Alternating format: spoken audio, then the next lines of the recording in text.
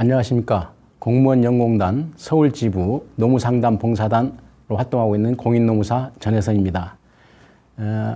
근로인법 제3차 시 근로계약 종료에 대해서 설명드리겠습니다. 1차와 2차는 근로기준법 총칙과 근로계약서 작성에 관해서 설명드렸는데, 이번에는 근로계약 종료에 대해서 설명드리도록 하겠습니다. 먼저 근로계약 종료는 퇴직, 당사자 간의 합의에 의해서 퇴직하는 경우가 있을 것이고, 또 하나는 자동적으로 소멸되는 경우가 있고, 또 하나는 근로자의 의사에 반해서 사용자가 일방적으로 해고를 시키는 경우, 이게 크게 세 가지로 나눠 볼 수 있겠습니다. 먼저 퇴직인 경우에는 정년퇴직이 있겠고, 사직이랄지 당사자 간의 합의에 의해서 근로관계를 종료시키는 경우가 있습니다. 두 번째로는 사업장이 소멸되거나 사업기간이 만료되거나 또 근로자와 사용자가 없어지거나 하는 경우로 자동적으로 소멸되는 경우가 있겠고요. 또 해고인 경우에는 통상적인 해고, 근로자의 또 과실할지 징벌에 의해서 하는 징계 해고, 또 사업 경영이 악화됐을 경우에 어쩔 수 없이 구조조정하는 경영상의 해고, 이렇게 나누어 볼 수 있겠습니다. 다음은 정년과 사직에 대해서 설명드리도록 하겠습니다. 정년은 일반적으로 취업규칙이랄지 단체벽에 정해놓고 있습니다. 퇴직에 관한 사항은 취업규칙에 필수적으로 기재하도록 하고 있기 때문에 일반적으로 취업규칙에서 정년을 규정하고 있습니다. 정년은 일반적으로 도달주의 원칙, 즉 도달한 시점에 정년이 종료되는 걸로 보고 있고요. 즉 만 60세 정년을 한다 하면 만 60세가 되는 날이 정년이 되겠습니다. 일반적으로 정년이 도래하면 그 달의 마지막 날, 그 분기의 마지막 날, 그 반기의 마지막 날, 그 정년이 속한 연의 마지막 날, 이렇게 일반적으로 규정하고 있습니다. 고용상 연령차별 금지 및 고령자 고용 촉진에 관한 법률에 따르면 60세로 정년을 의무화하도록 하고 있고요. 60세 미만의 정년이 도달하고 한 경우에는 근로기준법상 해고의 법리가 적용되겠습니다. 즉 모든 사업장에서 60세 이상 정년을 규정하도록 의무화하고 있습니다. 다음은 사직인데요. 근로자가 사표를 제출하는 것입니다. 사직이라고 하는 것은 무기계약직 경우에는 언제든지 근로자가 사직서를 제출할 수 있습니다. 기간제의 경우에는 그 기간 안에 사직서를 제출할 때에는 일단 그 상대방한테 손해배상 청구권의 발생 문제가 있기 때문에 그 기간만큼은 일단 근로계약 관계를 유지해야 된다고 봅니다. 다음은 사직서를 제출했을 때 그 사직서는 언제 효력이 발생하는지 그 사직서의 발생 시기에 대해서 말씀드리겠습니다. 먼저 사직을 제출했을 때 그 사직서는 취업규칙이랄지 단체협약에 명시하고 있습니다. 사직의 효력 발생 시기에 대해서. 그런 경우에는 그 규정에 따르면 되겠고요. 그러지 아니한 경우에는 사직서는 사용자가 수리한 때 효력이 발생합니다. 즉 근로자가 사직서를 제출했다 해서 무조건 그 다음날부터 퇴직이 되는 게 아니고, 사용자가 그 사직서를 수리한 경우에 일단 사직의 효력이 발생한다고 볼 수 있습니다. 만약에 사직서를 수리하지 않았을 때에는 그것은 민법 제660조의 규정에 적용됩니다. 사용자가 사직서를 수리하지 아니하고 장기적으로 보관하고 있다거나 그런 경우에는 근로자의 신분을 오랫동안 부당하게 구속할 수 있기 때문에 민법 제660조에서 그런 경우를 규정하고 있습니다. 먼저 민법 660조를 보면은 고용기간에 약정이 없는 때, 즉 기간의 정함이 없는 그런 고용계약을 체결하고 있는 경우에는 당사자는 언제든지 그 고용계약을 해지할 수 있습니다. 만약에 해지할 경우에는 1개월 해지했을 때 사용자가 이를 수리하지 않은 경우에는 1개월이 경과하면 그 효력이 발생한다, 이렇게 하고 있습니다. 그래서 1개월이 경과하면 바로 사직의 효력이 발생하겠습니다. 다만 그 기간으로 보수를 정하고 있는 때, 즉 월급제 근로자인 경우에는 그 해지의 통고를 받은 단기 후에 1임금 지급기가 경과하면 해지 효력이 발생한다, 이렇게 규정하고 있습니다. 즉 근로자가 사직서를 제출했다면, 그리고 사직서를 제출했음에도 불구하고 사용자가 그것을 일정한 시기에 수리하지 않는다면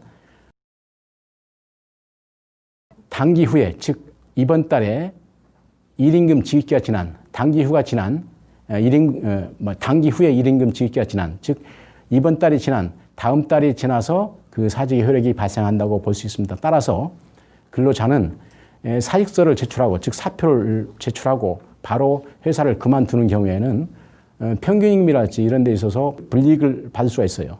그러니까 근로자는 사직서가 언제 수리됐는지 분명하게 알고 사직서가 수리된 때 근로관계를 종료해야 됩니다. 옛날에 제가 그 상담한 사례를 하나 말씀드리겠습니다. 어떤 근로자가 본인은 사표를 제출하고 바로 해외여행을 떠났습니다. 그리고 돌아와서 보니까 퇴직금이 너무나 그 본인이 생각했던 것보다도 적게 나온 거예요. 알고 보니까 본인은 사표를 제출했기 때문에 당연히 사익 처리가 된 줄 알았는데 이 사용자는 이 친구 때문에 많은 것을 손해를 봤다 해가지고 사직서를 수리를 하지 않았어요. 왜냐하면 이 근로자가 아주 예고도 없이 즉시 사표를 제출하고 그 다음 날부터 안 나오는 관계로 사업장에서는 지금 당장 납기에 물건을 납품해야 되는데 물건을 만들 수도 없고, 그래서 사용자는 한편 괘씸한 마음도 들었겠죠.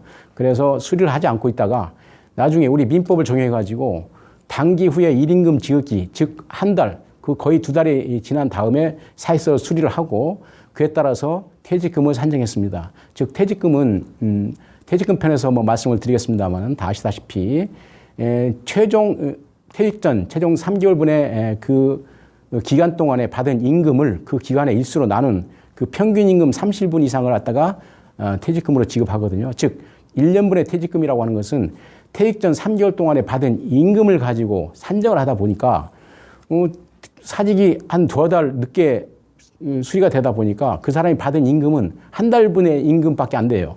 그리고 그 기간의 일수로 나눈 것은 3개월이고 하다 보니까 평균 임금은 터무니없이 낮아져서 그 근로자는 퇴직금을 너무나 적게 받은, 그리고 이에 따라서 법원에 소송까지 제기하는 그런 문제가 발생한 사례를 봤는데, 여러분들은 이러한 룰을 범하지 않도록 사익서를 제출한 경우에는 당연히 그 사익서가 언제 수리되는지, 수리한 시점까지는 당연히 근무할 의무가 있다는 것을 꼭 명심해야 되겠습니다.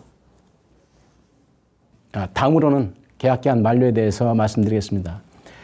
기간 만료라고 하는 것은 기간제 근로자들이 계약기간을 정하고 있는데 기간 만료로 인해서 당연히 근로관계는 종료됩니다. 계약기간은 보통 몇 개월부터 1년, 2년 이렇게 정하고 있는데 그 기간이 만료됨으로 인해서 근로관계가 종료됩니다. 다만 계약기간을 1년 단위로 계속해서 정하고 있는 그런 기간제 근로자가 있는 경우가 있습니다. 그런 경우에 1년, 2년, 3년 해가지고 근무를 하다가 언젠가 계약기간 만료를 해가지고 근로관계를 종료시킨다면 그런 경우에는 계속 기간만 형식적으로 계약기간을 정하고 있다고 봐가지고 그런 경우는 계속 근로로 인정될 수가 있습니다. 즉 우리 판례나 우리 행정해석에서는 계약갱신 기대권이 인정되는지 안 되는지 여부에 따라서 근로계약 기간을 정했다 하더라도 그 다음에도 계약기간이 갱신될 것으로 인정이 되면, 즉 계약기간을 정한 것이 하나의 형식에 불과하다고 판단되면 그 계약기간은 하나의 형식적인 기간으로 봐서 계약갱신을 갖다가 계속 인정하는, 즉 계약기간을 갖다가 기간의 정함이 없는 근로자로 인정이 될 소지가 있어서 계약기간 만료를 이유로 근로관계를 단절시키는 것은 하나의 해고 법리를 적용할 수가 있습니다. 그래서 단순히 장기간 계약기간이 계속해서 이어지는 경우에 계약기간 만료를 이유로 근로관계를 단절하면 그 해고는 부당한 해고가 될 수도 있습니다. 그럼에도 불구하고 계약기간 만료에 예외가 있는데 계약기간이 2년을 초과하는 경우에는 당연히 법에서 그 기간에 정함이 없는 근로자로 전환하고 고용의제를 시키기 때문에 계약기간이 2년을 초과하는 경우에는 정규직, 즉 기간에 정함이 없는 근로자로 인정될 소지도 있습니다. 당연히 인정해 줘야 됩니다. 이상으로 사직, 종료에 대해서 말씀드리고 다음 차시에는 해고에 대해서 말씀드리도록 하겠습니다. 감사합니다.